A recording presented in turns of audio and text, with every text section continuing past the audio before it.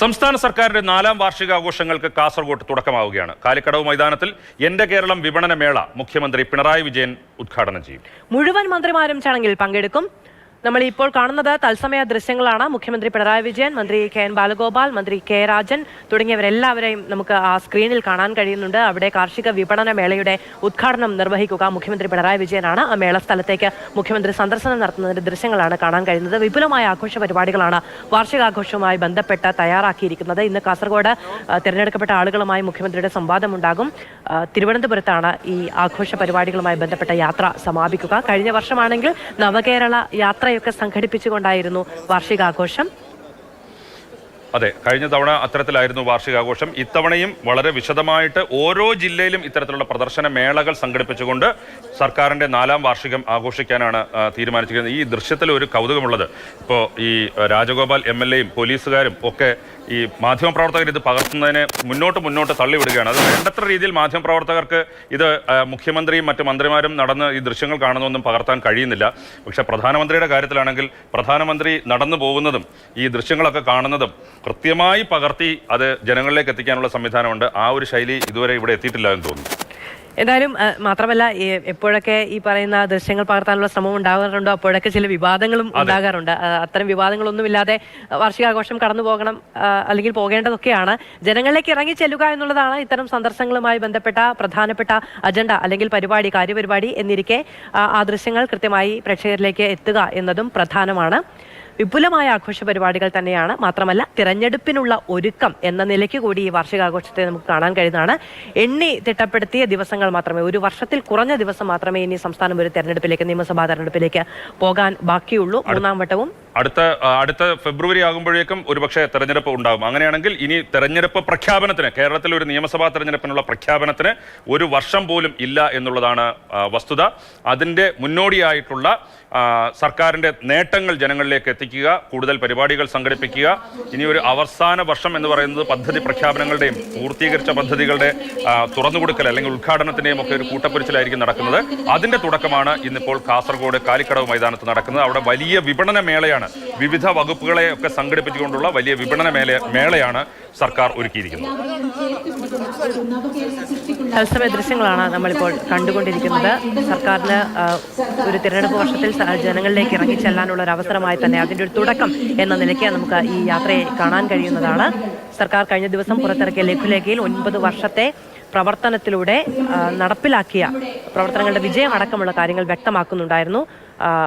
അതിലെ അവകാശവാദങ്ങൾ വീണ്ടും ജനങ്ങളിലേക്ക് കൂടുതലായി എത്തിക്കുക എന്നുള്ളത് തന്നെയാണ് സർക്കാർ ലക്ഷ്യമെടുത്തത്. മുഖ്യമന്ത്രി ഇന്ന് അവിടെ ഒരു സംവാദത്തിൽ പങ്കെടുക്കും. അദ്ദേഹം ജനങ്ങളോട് സംസാരിക്കും. എല്ലാ ജില്ലകളിലും സമാനമായ പരിപാടികൾ സംഘടിപ്പിച്ച് വിപുലമായ ആഘോഷത്തോടെ ഒരു മാസത്തിനുള്ളിൽ തിരുവനന്തപുരത്ത് യാത്ര സമാപിക്കും.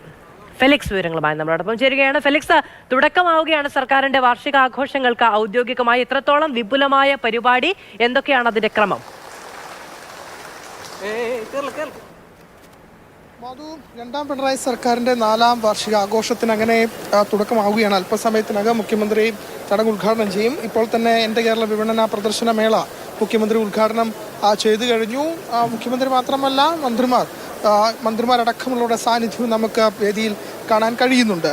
വളരെ പ്രധാനത്തോടെ കൂടിയാണ് ഈ 4ാം വാർഷികാഘോഷം നടക്കുന്നത് എന്നതാണ്. കാസർഗോഡ് കാലിക്കടവ് മൈതാനിയിലാണ് ഇന്നത്തെ പരിപാടി. ഏതായാലും അതിനുശേഷം 11 മണിയോടുകൂടി തന്നെ 500ഓളം വരുന്ന വിവിധ മേഖലകളിൽ പ്രവർത്തനം കാഴ്ചവെച്ച ആളുകളുമായി മുഖ്യമന്ത്രി അവരെ കാണുന്നുണ്ട്. അത് പടന്നക്കാട് വെച്ചാകും ആ ചടങ്ങ് നടക്കുക. 11 മണിയോടുകൂടി തന്നെ അത് പൂർത്തിയാകും. അതിനുശേഷമാകും വൈകുന്നേരം 5 മണിയോടുകൂടി തന്നെ LDFന്റെ റാലിയും നടക്കുന്നുണ്ട്. ആ റാലിയെ മുഖ്യമന്ത്രി അഭിസംബോധന ചെയ്ത് ഉദ്ഘാടനം ചെയ്ത് സംസാരിക്കുകയും ചെയ്തു. ഏതായാലും മാധു നേരത്തെ സൂചിപ്പിച്ച പോലെ തന്നെ വിപുലമായ ഒരുക്കങ്ങളും സജ്ജീകരണങ്ങളും ഒക്കെ തന്നെയാണ് ഒരുക്കിയിട്ടുള്ളത്. എൻ്റെ കേരളം വിപണന പ്രദർശന മേളയിലടക്കം വലിയ രീതിയിൽ സർക്കാരിന്റെ ഓരോ നേട്ടങ്ങളും ഉയർത്തിക്കാട്ടിക്കൊണ്ടുള്ള മേള തന്നെയാണ് സംഘടിപ്പിച്ചിട്ടുള്ളത്. ഏറ്റവും പ്രധാനം ദേശീയപാത നിർമ്മാണം, അത് പൂർത്തിയാകുന്നു. ഒപ്പം തന്നെ വിഴിഞ്ഞം തുറമുഖം, ആ കാര്യങ്ങളൊക്കെ തന്നെയാണ് പ്രധാനമായും ഇവിടെ ഈ പ്രദർശന മേളയിലേക്ക് എത്തുമ്പോൾ നമുക്ക് കാണാൻ കഴിയുന്നത്. അതൊക്കെ തന്നെ വലിയ പരസ്യവാചകമായി മാറ്റിക്കൊണ്ട് 2ാം പിണറായി സർക്കാരിന്റെ 4ാം വാർഷികം അങ്ങനെ വളരെ വിപുലമായി ആഘോഷിക്കുന്നു. അതിനിപ്പോൾ ഏതായാലും കാലിക്കടവ് മൈതാനിയിൽ തുടക്കം കുറിച്ചു കഴിഞ്ഞു. അല്പസമയത്തിനകം മുഖ്യമന്ത്രി ഉദ്ഘാടനം ചെയ്ത് സംസാരിക്കും. പ്രഖ്യാപിച്ചുകൊണ്ട് അതിദാരിദ്ര്യം തുടച്ചു നീക്കാൻ വലിയ ഒരു ജനക്കൂട്ടത്തെ സാക്ഷിയാക്കിയാണ് 4ാം വാർഷികാഘോഷ പരിപാടികൾക്ക് കാസർഗോഡ് കാലിക്കടവ് മൈതാനത്ത് തുടക്കമാകുന്നത്. ഇതിനോടനുബന്ധിച്ച് വലിയ വിപണന മേളയും സംഘടിപ്പിച്ചിട്ടുണ്ട്. അപ്പോൾ കഴിഞ്ഞ ദിവസം മുഖ്യമന്ത്രി ഒരു ചടങ്ങിൽ പങ്കെടുക്കുമ്പോൾ അവിടെ ആവശ്യത്തിന് സദസ്സിൽ ആളില്ലാത്തത് മുഖ്യമന്ത്രിക്ക് അതൃപ്തി ഉണ്ടാക്കുകയും മുഖ്യമന്ത്രി അതിനെക്കുറിച്ചുള്ള അതൃപ്തി തുറന്ന് പ്രകടിപ്പിക്കുകയും ചെയ്തു. പക്ഷേ ഇപ്പോൾ ഈ കാലിക്കടവ് ഈ ഒരുക്കിയിരിക്കുന്ന വലിയ സ്റ്റേജിനുള്ളിൽ നിറച്ച് ആളാണ് ഉള്ളത്.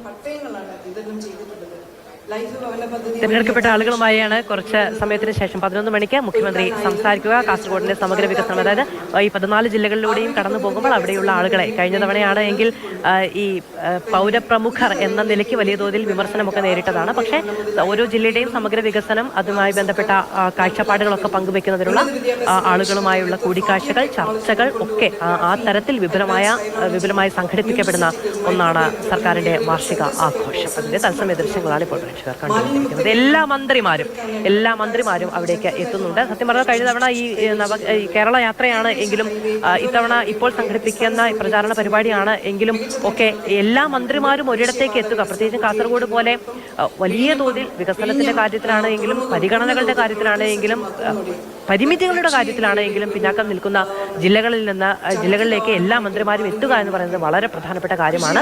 ആ സമയത്ത് ആ ജില്ലയെ പറ്റിയുള്ള കൃത്യമായ ചിത്രം അത് സ്വന്തമാക്കുക, അത് മനസ്സിലാക്കുക, അവിടുത്തെ പരാതികൾ, അവിടുത്തെ ആവശ്യങ്ങളൊക്കെ പരിഗണിക്കുക എന്ന നിലയ്ക്കാണ് മുന്നോട്ട് പോകുന്നത് എങ്കിൽ അത് ആ രീതിയിൽ ഉള്ള കാഴ്ചപ്പാടോടുകൂടി തന്നെയാണ് എന്നുള്ളതാണ് വ്യക്തമാക്കുന്നത്. അപ്പോൾ ആ രീതിയിൽ മുന്നോട്ട് പോവുകയാണെങ്കിൽ അത് വളരെ പ്രൊഡക്റ്റീവായി തന്നെ നടക്കേണ്ട ഒന്നാണ്.